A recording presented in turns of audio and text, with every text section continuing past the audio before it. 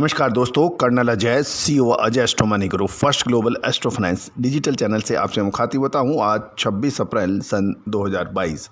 दोस्तों, आज के एपिसोड में राशियों के आधार पर आपका नफ़ा नुकसान, कृषि जिन्सों में क्या रहेगी हलचल, शेयर बाजार में क्या होगा उतार चढ़ाव और नॉन एग्रो कमोडिटीज़ में क्या संभावना है, इन सभी पर चर्चा होगी। सबसे पहले राशियों के आधार पर आपका नफ़ा नुकसान।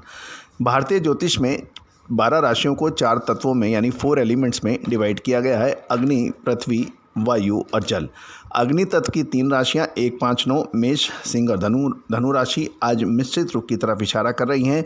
12 से 1 बजे के बीच में आपको रखनी है अतिरिक्त सावधानी। पृथ्वी तत्व की 3 राशियां 2, 6, 10 यानी वृषभ, कन्या और मकर राशि आज आपके लिए दिन मुफीद रह सकता है, अच्छा रह सकता है, लाभ कमाने की स्थिति में रह सकते हैं। 1 से 2 बजे के बीच में आपको रखनी है अतिरिक्त सावधानी।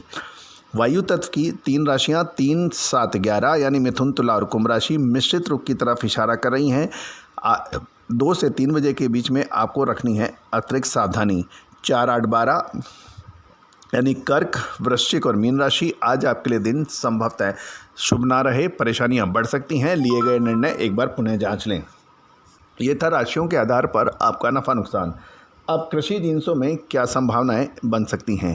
दोस्तों, आपको याद होगा हमने आपको कपास खली के ऊपर कुछ विशेष अपडेट दिए थे और ये भी कहा था कि ऊपरी स्तरों के ऊपर मुनाफा वसूली भी संभव है।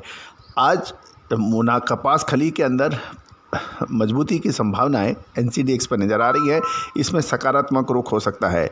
इसके अतिरिक्त धनिये के यानी कोरिएंडर में भी आज तेज़ी की संभावनाओं से इनकार नहीं किया जा सकता, इसमें भी तेज़ी बनी रह सकती है।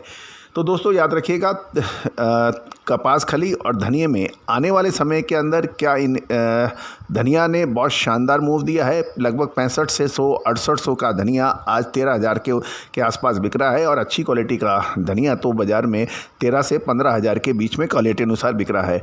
तो दोस्तों, क्या धनिये के अंदर लगभग 100% की तेज़ी होने के बाद भी और तेज़ी की संभावना है या फिर इसमें अब मुनाफा वसूल कर लेना चाहिए? हमारे विशेष एपिसोड का भी इंतज़ार करें। कपास खली के अंदर शानदार 3400 से ऊपर के भाव NCDX में देखे गए, जबकि हाजिर बाजार के अंदर कपास खली ने अच्छी तेज़ी दिखाई दी, लेकिन NCDX के अंदर 3400 के बाद में मुनाफा वसूली आई और वो 2800, 2900 के भाव भी नीचे देखे गए। तो दोस्तों, इस उतार चढ़ाव के अंदर वही कामयाब रह सकता है जो समय पर मुनाफा वसूल कर ले और समय पे अपनी पोजीशन को क्लियर कर ले।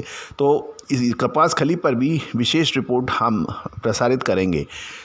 अब महत्वपूर्ण चर्चा चना दलहन में सबसे महत्वपूर्ण फसल मानी जाती है और चने के अंदर आने वाले 2 से 3 महीने बहुत महत्वपूर्ण होने की संभावना है। विशेष रिपोर्ट के लिए हमारे चैनल पे विजिट अवश्य कीजिएगा और पेड सब्सक्रिप्शन के लिए भी आप चाहें तो बात कर सकते हैं। तो दोस्तों, ये था एग्रो जीन्स के ऊपर आज की संभावनाएं। अब क्या संभावना बनेगी शेयर मार्केट में यानी स्टॉक मार्केट में। दोस्तों, स्टॉक मार्केट किसी भी देश की अर्थव्यवस्था के लिए मिरर यानी दर्पण होता है। यदि किसी भी देश की अर्थव्यवस्था को देखना, समझना और परखना है तो आपको बहुत अधिक श्रम और परिश्रम की आवश्यकता नहीं है। उस देश की सेकेंडरी कैपिटल मार्केट यानी स्टॉक मार्केट के ऊपर आप नज़र रखें, अवलोकन करें तो आपको पूर्ण ज्ञान हो सकता है कि इस देश की अर्थव्यवस्था में किस इंडस्ट्री, किस सेक्टर का कितना योगदान है और उसका मार्केट कैप के हिसाब से उसका साइज क्या है कैपिटल मार्केट में।